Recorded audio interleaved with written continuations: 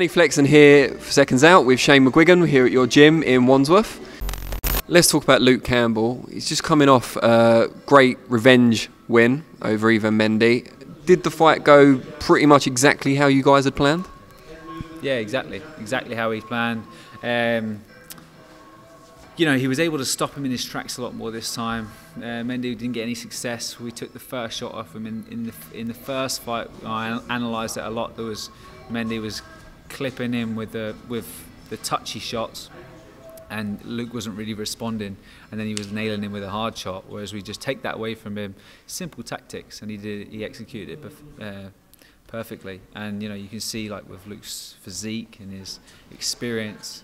Even working with Jorge Rubio, he's improved, and I believe I'll maybe able to add an extra couple of % to his game. I feel like he's going to be a real force to beat in the lightweight division. So we're looking to get him out before the end of the year, and we've having some chats today actually with his promoter and his team. So yeah, I wanted to get another fight in before the end of the year, and hopefully there's no messing about. He's 31. He's had all the warm-ups, had all the tune-ups, had all the experience.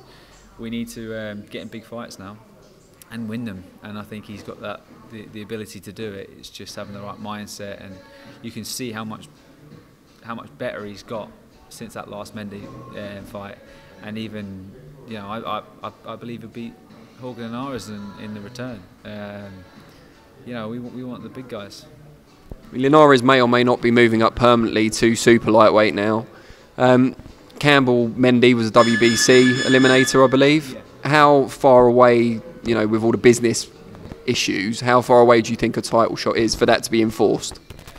Well, we've got a couple of options, because I think we've got Mikey Garcia, who's obviously a champion, the WBC and IBF. Richie Commey's ranked very highly in both of them, so he might be able to defend both of his titles against Richie Commey. I think this is what he'll be fighting Commey for both those, which to me doesn't really make much sense, because it's not a big fight.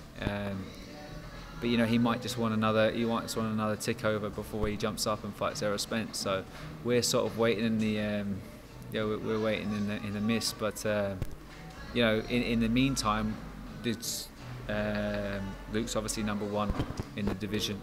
You've got Javier Vichunu, who's #4. You've got Abdulev, who's #3. So I mean, we've got a couple of fights that we can potentially box for an interim belt, and then depending on where Garcia goes, if he stays, then we either box Garcia, or if he vacates, we fight for a vacant belt. And the other superstar at the weight, aside from Mikey Garcia, is of course VASYL Lomachenko, who's going to look to unify 2 belts in December. There's Pedraza, yeah. So there's been a lot of talk about him coming over here for a fight at some point in the future. Anthony Crolla's been quite vocal about wanting that fight. Is that a fight that Luke would want also? They're both matchroom fighters, obviously. Yeah, and I think Luke holds a lot more credibility for Jorge Linares, you know, for VASYL Lomachenko.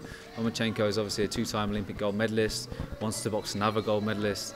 He was very vocal after the fight that he wants to box Luke Campbell in England and being a big show over here. So, you know, he's obviously fighting Pedraza. I think he's gonna get rid of him pretty easily. But you know, they're pretty strategic in what route they're taking, Lomachenko, and you know, I think at the right time, I would like Luke to win a world title, and then obviously that's a fight that we would be looking at down the line. But in terms of Crolla, you know, he doesn't really hold much merit for Lomachenko. I think, you know, his team's been pretty vocal about it, but I think, you know, he's fighting for an was it an interim, WBA interim or something like that. So, but yeah, we'll see how it all pans out.